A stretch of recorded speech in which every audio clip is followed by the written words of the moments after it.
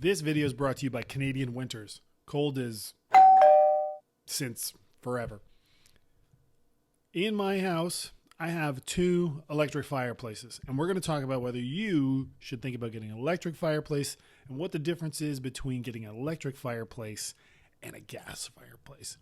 So I've got a wall mount unit in my basement that is a top vent. So what that means is it only vents from the top. You have 2 kinds of units, one that vents from the top, one that vents from the front. Now, I got the unit downstairs on a deal for about $250 Canadian at my local Rona. It typically goes for about $350, but as you can see by the pictures, it is not the sexiest thing. There's some wires hanging down. It's not a direct you don't directly wire to it. You plug it in. So you have to figure out a way, if you're going to, is to hide where the plug is. But also you can't use a top vent and put it into a feature wall, because otherwise the vent in the top is just going to vent into the feature wall, and that kind of defeats the purpose. But it's also what it makes it a little more affordable. It's essentially a glorified space heater. Right? The room I have it in is about 13 by 26, and the heater is specified to be able to heat a room up to 400 square feet.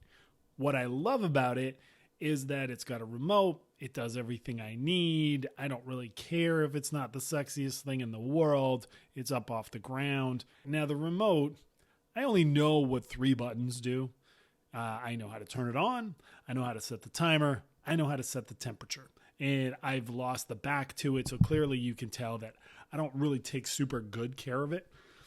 Now, the one upstairs is more of a TV stand. We got it from Home Depot for about $530. It's just basically plain white. It's okay. If you look too closely, you're going to see the pinholes from the nails in certain places. But again, it serves a purpose.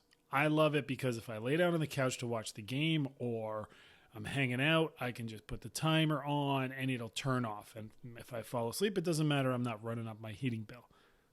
The thing is, once you have it and you get used to having it, you're probably going to have it on longer than you need it, which is, not good for your heating bill.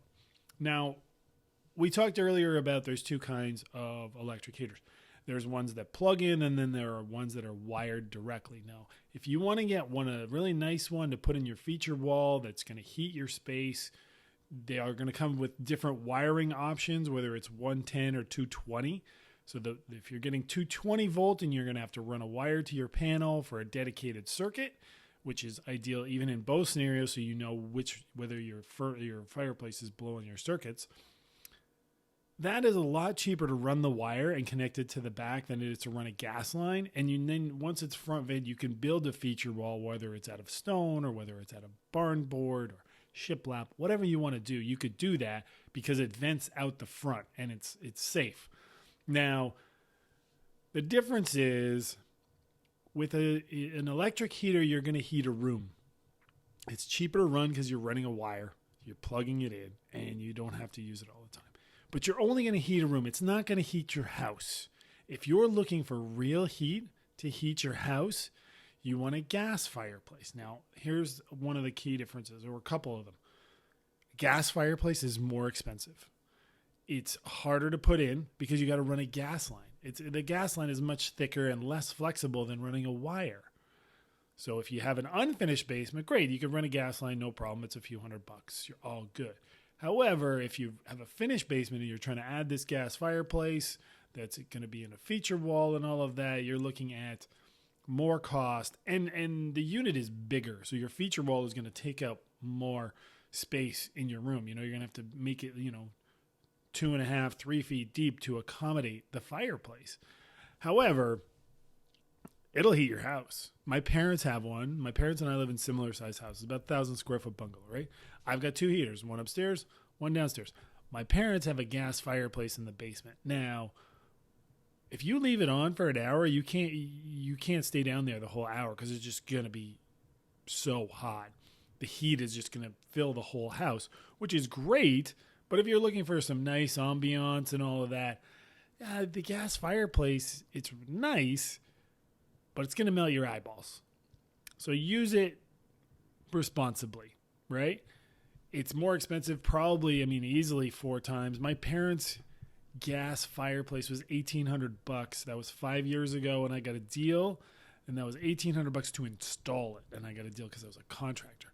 And then I built the feature wall around it. It's just made a drywall. So expect that whole thing, had it been 1, retail, and 2, being, a contractor charging you to build the wall, just out of drywall, you're looking at like $3,000 versus the electric, which, is going to run you far less to put in.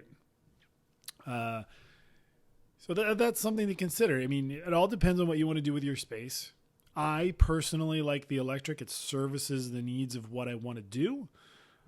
But hey, if you want the gas fireplace, go deep on it. It is just a little thing I wanted to talk about because it's winter, things get cold, and I get questions from friends about it because I live in a cold climate. And hey, I want to put something in my basement that's nice. Sometimes there may have been ideas in the past that these electric fireplaces weren't nice or they were expensive to run. I really like them. I have 2 of them, like I said. If you're interested, go put them in. I want to thank everybody who's been sending me emails and commenting and being involved. I really appreciate that. I have some other stuff coming out that I'm working on that's taking a little bit longer to put together. I want to do something on drywall for everyone because I've used the community tab and I asked a question about, are you thinking about drywalling your basement? And a lot of people are, like at 65%, I think. So I'm going to do a guide to drywall. So intro to drywall. What is drywall? What tools do you need?